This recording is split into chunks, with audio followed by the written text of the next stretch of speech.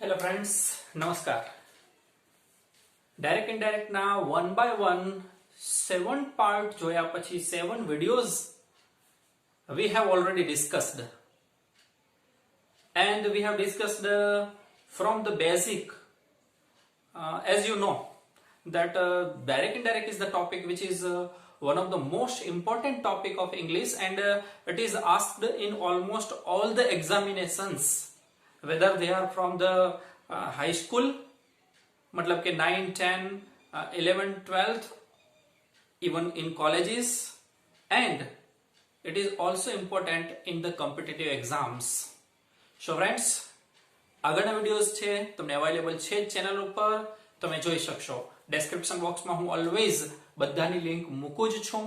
વિડીયોને તમે લાઈક કરી દેજો, શેર કરજો તમારા ફ્રેન્ડ્સની સાથે, બેલ આઇકન દબાવી દેજો કે જેથી કરીને હું જેવો કોઈક નવો વિડીયો અપલોડ કરું છું તો તમે તરત જ જોઈ શકો, તમને નોટિફિકેશન મળી શકે.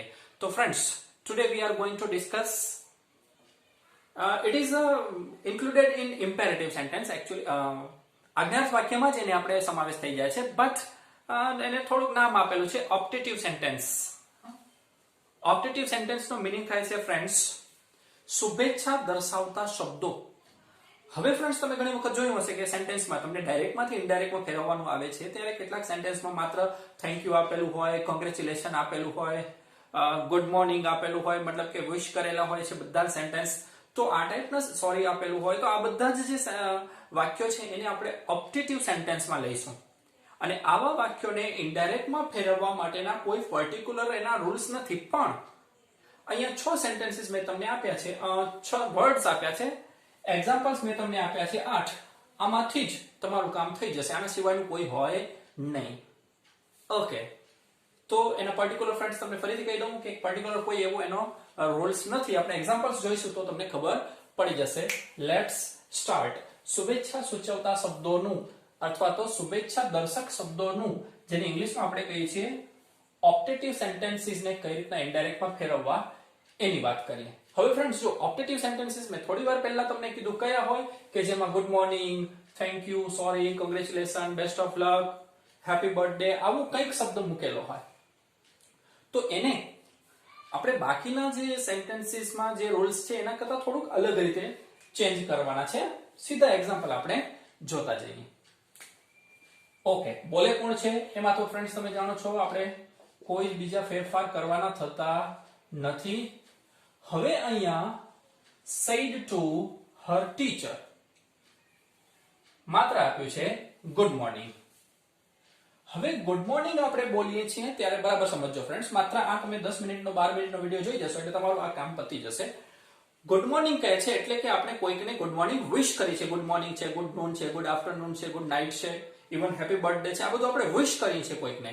ઇટ મીન્સ કે વિશ કરવું, તો મેં તમને કીધું છે કે ડાયરેક્ટ ઇનડાયરેક્ટમાં તમને જો એક પ્રોપર એક વર્ડ મળી ગયો ઇંગ્લિશનો વિશ છે તો એનું વિશ ન કરી દઈએ છીએ. તમામ પ્રકારના રિપોર્ટિંગ વર્બમાં જે ફેરફાર થાય છે એ હંમેશા ભૂતકાળમાં હોય છે. ઇટ મીન્સ કે અહીંયા said to ને બદલે આ શબ્દ ઉપરથી તમને ખબર પડશે કે રિપોર્ટિંગ વર્બમાં તમે કયો ફેરફાર કરો છો.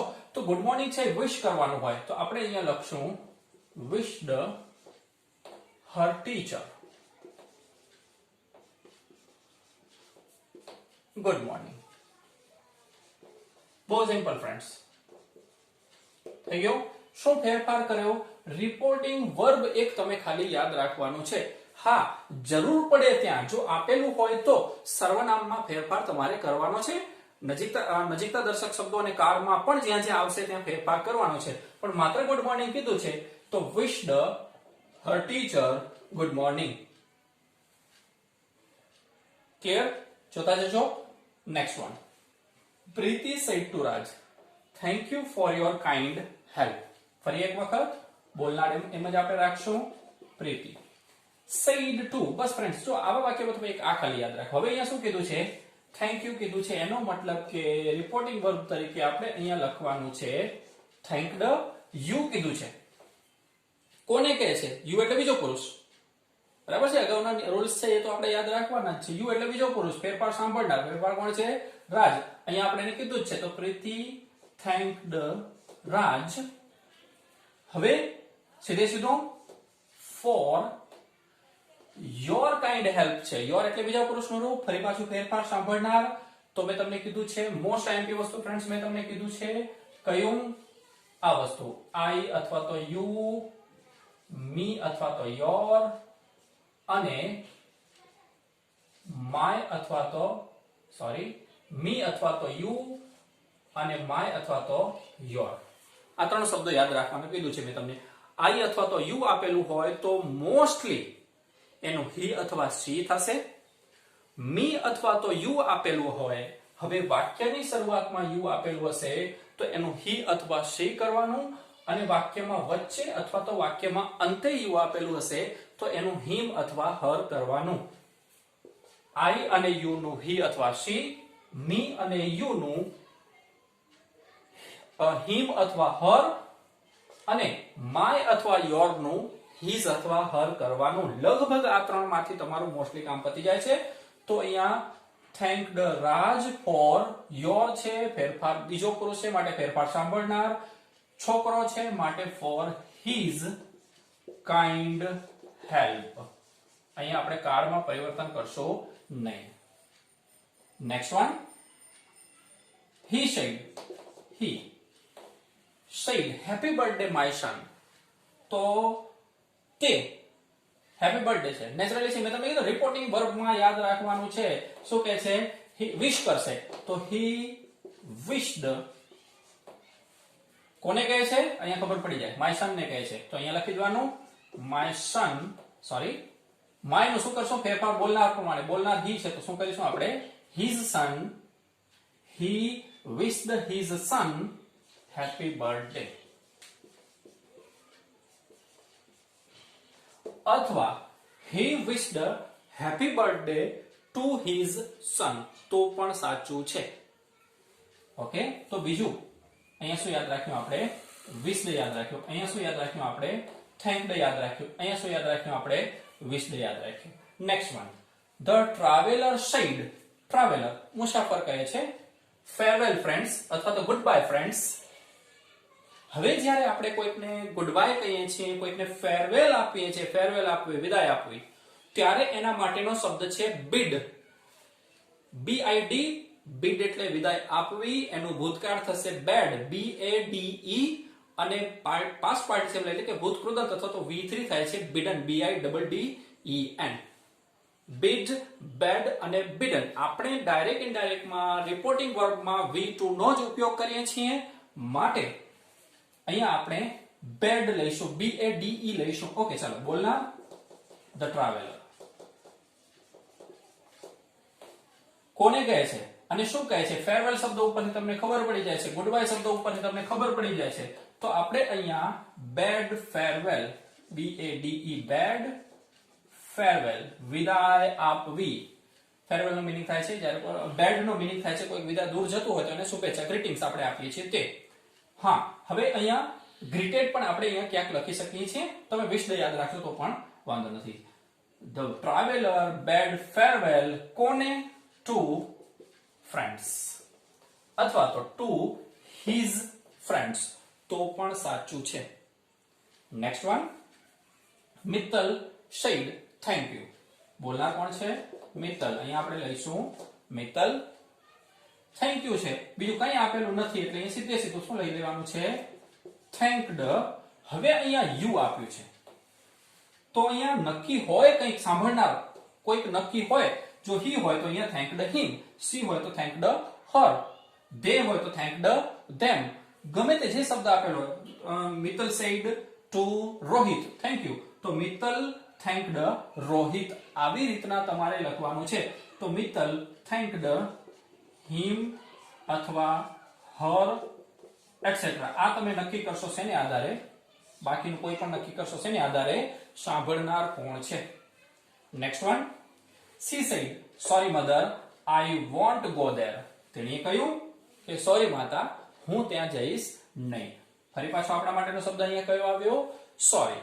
તો સી સોરી આપેલું હોય ત્યારે asked for forgiveness. asked for forgiveness. હવે આસ્ક એટલે પૂછવું, માંગવું, કહેવું, અને ફોરગિવનેસ એટલે કે માફ કરવું, માફી.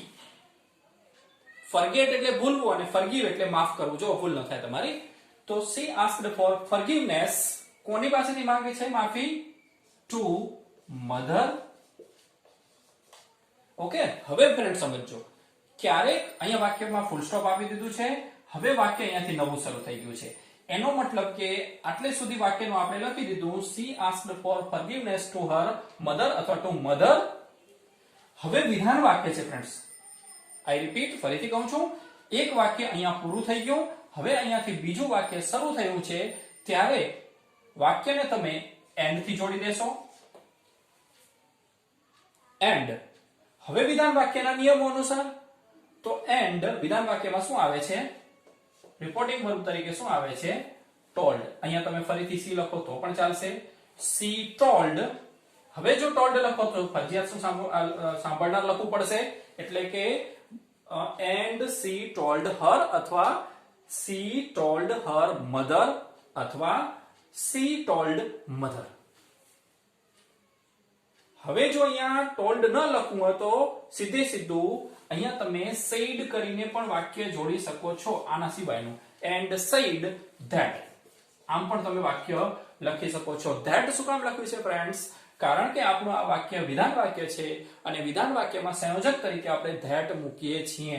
એક આ વાક્ય બરાબર સમજી લેજો ફ્રેન્ડ્સ. મેં એટલે સાથે લઈ લીધું છે એક એક્ઝામ્પલ એવું. ઓકે, તો to mother and she told her અથવા એન્ડ સેડ ધેટ. હવે ટોલ્ડ હર લખ્યું તો તમે જાણો છો અહીંયા શું હોવું જોઈએ? ધેટ. હવે આ બંને વાક્ય પછી સેમ આવી જશે. અહીંયા ધેટ છે, નીચે પણ શું કહે છે? ધેટ. હવે ધેટ પછી ફરી પાછું અહીંયા આવી જવાનું આઈ. અહીંયા લખું છું ફ્રેન્ડ્સ ઘણી વખત. હા, રિપોર્ટેડ સ્પીચમાં કયા ફેરફાર કરીને? 1 સર્વનામ, 2 કાર્ડ અને 3 નજીકતા દર્શક શબ્દોમાં ફેરફાર. તો આઈ છે એ પહેલો પુરુષ છે, માટે ફેરફાર બોલનાર પ્રમાણે. બોલનાર કોણ છે? અહીંયા સી છે, તો ધેટ શું લખશું અહીંયા? સી. વોન્ટ આપ્યું છે, WO આપ્યું છે ફ્રેન્ડ્સ. જોજો, આ વોન્ટ છે એટલે કે ઈચ્છવું, તો એનું આપણે વોન્ટેડ કરી નાખીએ છીએ. પણ અહીંયા વોન્ટ છે એ બરાબર સમજજો. અહીંયા વોન્ટ છે એને આપણે અર્થ કરવાનો છે will not. will not નું શોર્ટ ફોર્મ થાય છે વોન્ટ. હવે તમે જાણો છો કે વોન્ટ છે મતલબ આપણે શું સમજવાનું છે? will not સમજવાનું છે. તો will આપેલું હોય તો will નું આપણે શું કરીએ છીએ? would. આ ભૂલ ન થાય, હું વારંવાર કહીશ. તો આપણે અહીંયા will not નું શું કરીએ છીએ? વોન્ટ કરીએ છીએ. અને will આપેલું હોય તો એનું would કરવાનું છે, માટે wouldn't અથવા તો would not go there. કાર્ડમાં ફેરફાર નહીં કરીએ ફ્રેન્ડ્સ, કારણ કે આગળનો શબ્દ શું આપેલો છે? would. અહીંયા કાર્ડમાં ફેરફાર નથી, કારણ કે આગળનો શબ્દ શું આપ્યો છે? will. want છે એ will not નો શોર્ટ ફોર્મ છે. Next one, mother said may you live long son. Mother said છે, શું કરે છે? અહીંયા વિશ કરે છે એને, અથવા તો આશીર્વાદ આપે છે. આશીર્વાદ આપવા એના માટે શબ્દ છે બ્લેસિંગ. તો આપણે શું લખી દેવાનું? બ્લેસ્ડ. કોને વિશ કરે છે?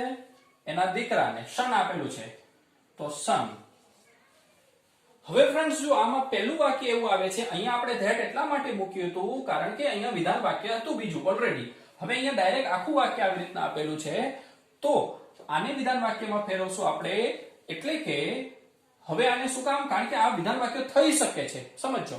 તો હવે mother bless the sun that. હવે આને વિધાન વાક્યમાં ફેરવીએ. વિધાન વાક્ય એટલે કે SVO. તો તમને આ સમ લઈ લીધું છે આપણે. આ શબ્દોમાંથી કરતા કોણ છે? યુ. તો એને વિધાન વાક્યમાં ફેરવ્યું. આપણે શું કર્યું? યુ. પછી શું લખશું? મે લીવ લોંગ.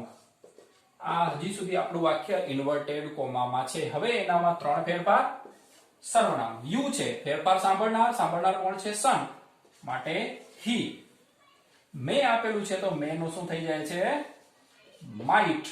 કાર્ડ પરિવર્તન કરશું નહીં, એટલે કે લીવ નું લીવ લોંગ. સન આપણે બીજી વાર લેવાનું નથી. હજુ એકવાર, mother bless the sun that he might live long. અહીંયા blessed એટલે લખ્યું છે કારણ કે આ આશીર્વાદ આપ્યું છે, એટલે બ્લેસિંગ આપ્યા છે માતાએ પોતાના પુત્રને. નંબર 1. બીજું સાંભળનાર શું કોણ છે અહીંયા સન. આ બે વસ્તુ સમજાઈ ગઈ. નેક્સ્ટ વન, સંયોજક તરીકે અહીંયા ધેટ મૂકવું પડ્યું છે કારણ કે આપણું આ વાક્ય છે એને વિધાન વાક્યમાં ફેરવી શકાય છે, માટે બીજા બધા વાક્યને વિધાન વાક્યમાં ફેરવી શકાય એવું હતું નહીં, માટે એમાં લખ્યું નહોતું. ઓકે, નેક્સ્ટ વન, ધેટ મૂક્યું હતું, હી, યુ નું હી કર્યું છે, મે નું માઇટ કર્યું છે, કાળ પરિવર્તન કર્યું નથી કારણ કે મે ની સાથે પણ V1 આવે અને માઇટ ની સાથે પણ V1 આવે છે. Last one, the principal said, congratulations Manish on your great success. હવે આ વાક્યનો અર્થ શું કરવાનો છે કે પ્રિન્સિપાલે મનીષને કોંગ્રેચ્યુલેશન આપ્યું, અભિનંદન આપ્યા, અભિવાદન કર્યું. તો આનું શું થશે? હવે લખાશે નહીં ફ્રેન્ડ્સ, સમજી લેજો. ધ પ્રિન્સિપાલ, હવે રિપોર્ટિંગ વર્બમાં અહીંયા તમારે લખવાનું છે congratulated. I repeat, the principal congratulated Manish on your આપેલું છે ત્યાં તમારે કરવાનું છે his, મનીષ છે માટે his great success. હજી એકવાર જવાબ સીધો બોલી જાઉં. The principal congratulated Manish on his great success. હવે ફ્રેન્ડ્સ આ સેન્ટેન્સ છે ને એમાં બધામાં તમે રિપોર્ટિંગ વર્બમાં ખાલી જોઈ જાઓ. ચલો અહીંયા રિપોર્ટિંગ વર્બ તરીકે આપણે શું લખ્યું છે? વિશ્ડ. શું કામ? ગુડ મોર્નિંગ જેવા શબ્દો છે એને આપણે વિશમાં લઈએ છીએ.